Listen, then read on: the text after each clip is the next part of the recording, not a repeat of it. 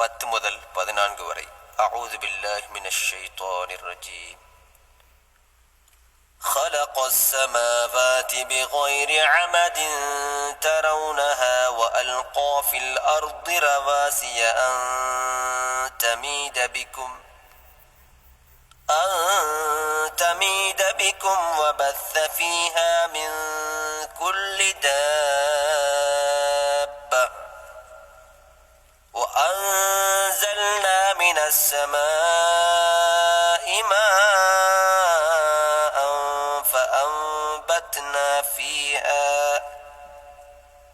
فأنبتنا فيها من كل زوج كريم. هذا خلق الله فأروني ماذا خلق الذين من دونه بل الظالمون في ضلال مبين. ولقد آتينا لقمان الحكمة أن اشكر لله ومن يشكر فإنما يشكر لنفسه ومن كفر فإن الله غني حميد. وإذ قال لقمان لابنه وهو يعظه يا بني لا تشرك بالله إن الشرك لظلم عظيم.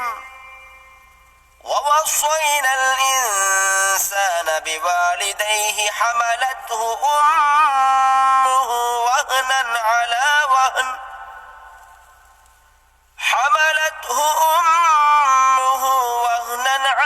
وهن وفصاله في عامين أن اشكر لي ولوالديك إلي المصير. அவன் வானங்களை தூண்களின்றே படைத்திருக்கிறான். அதனை நீங்கள் பார்க்கின்றீர்கள். பூமியில் அது உங்களை கொண்டு அசைந்து விடாதிருக்கும் பொருட்டு அசையாத மலைகளையும் அதில் ஆக்கி வைத்தான். இன்னும் ஒவ்வொரு விதமான பிராணியையும் அதில் அவன் பரவச் செய்தான்.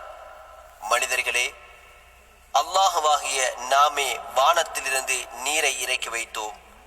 பின்னர் புட்பூண்டுகளில் அழகான ஒவ்வொரு வகையிலிருந்து அதில் நாம் முளைக்கச் செய்தோம். ஆகவே நபியே, நீர் அவர்களிடம் கூறுவீராக, இவை யாவும் அல்லாஹ்வின் படைப்பாகும்.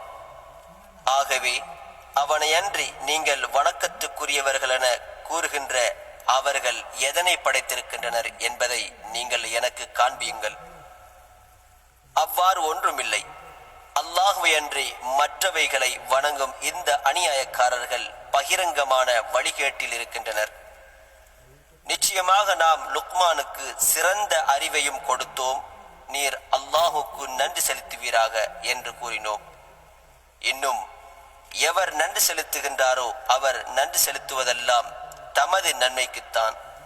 மேலும் எவர் அவனை நிராகரிக்கின்றாரோ அவர் தனக்கே தீங்கை தேடிக்கொள்கின்றார். ஏனென்றால் நிச்சயமாக அல்லாஹ் தேவையற்றவன், புகழப்படுபவன் என்று கூறினோம்.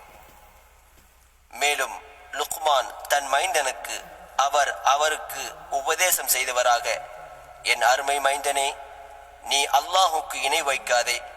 நிச்சயமாக இணை வைத்தல் மிக பெரிய அநியாயமாகும் என்று கூறியதை நபியே நீர் நினைவு கூறுவீராக. நாம் மனிதனுக்கு தன் பெற்றோர் இருவருக்கும் அன்பு கொண்டு அரவணைத்துக் கொள்வது பற்றி நல்லுபதேசமும் செய்தோம். அவனுடைய தாய் பலவீனத்திற்கு மேல் பலவீனம் அடைந்தவளாக அவனை சுமந்தாள். இன்னும் அவனுக்கு பால்குடி மறக்கடித்து அவன் பிரிவது 2 வருடங்களிலாகும்.